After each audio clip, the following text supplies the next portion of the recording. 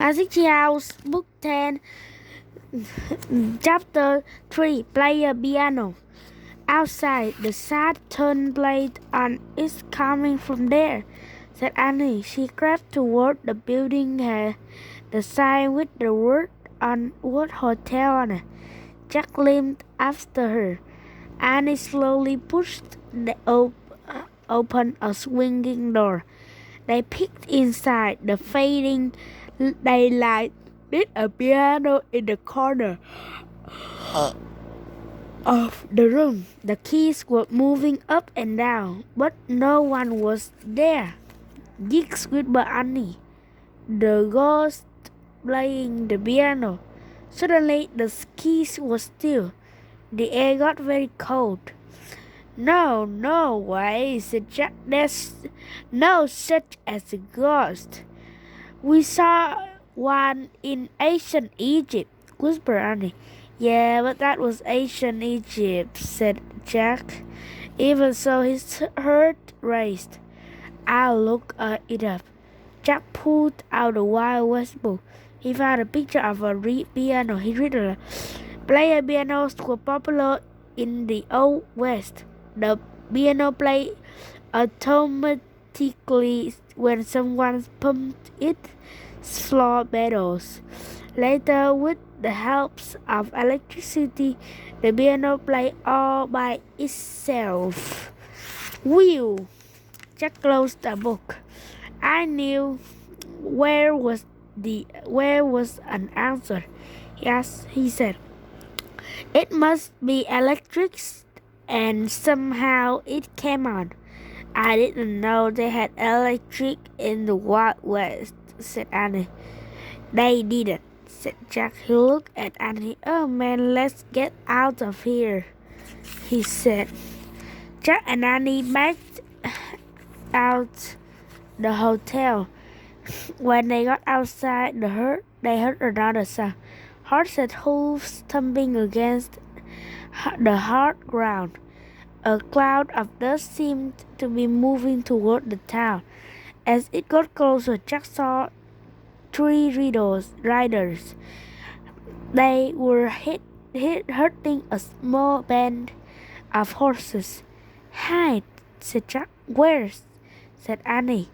Jack looked around wildly. He saw two barrels outside the hotel. There, he said. Jack and Annie hurried into the timber barrels. Jack climbed inside one and tried to scrunch down. His hands wouldn't fit. He jumped out of the barrels and threw his hat into the hotel. Mine too, said Annie. Jack grabbed her and threw it. Then he scrambled back into the barrel, just in time. Jack heard the horses thunder into the town. He peeked through a crack in the barrels and saw a blur of cowboys and horses go by. Wow, wow, wow! Man shouted. Jack heard the horses come to a halt. They stamped and snorted. All he could see were shadows through the crack. Dust covered Jack. He had sneezed. He pinched his nose. The creek bed must have dried up. A cowboy yelled. This town's a ghost. Yup, it gives me the shivers, said another. Let's climb over the rise. Jack really had to sneeze now. He pinched his nose thicker, but he couldn't stop the sneeze. He joked. Achoo! What was that? Someone said. Just then a loudly windy split the air. Jack saw a beautiful horse rear up. She had no rider or saddle. She had just a rope around her neck. She was red as the sun set. She had a wide black nail mane and a white star above her head. We can keep fighting this one, boss, a cowboy yelled. Yep, she wants her coat, said Annie. Another said, we shouldn't have left him behind.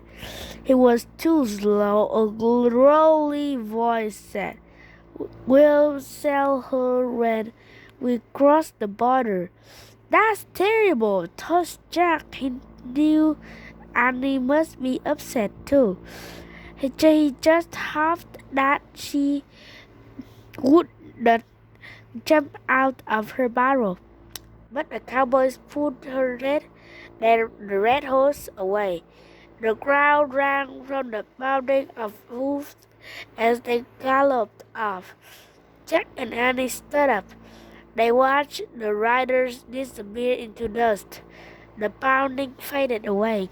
All was quiet again, except for the lazy buzzing of flies. They were mean to that horse, said Annie, in a low, angry voice. I know, but there was nothing we could do, said Jack. His boss was killing him. He climbed out of his barrel. Man, I have to get these off, he said. Jack sat down on the porch of the hotel. He wrapped the food off one boot and pulled. Jack, said Annie, I think there's something we can do. What? Jack looked up. A small horse was running down the road.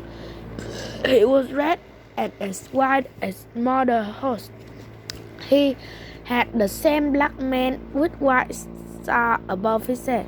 A rope was round his neck. He looked very lost.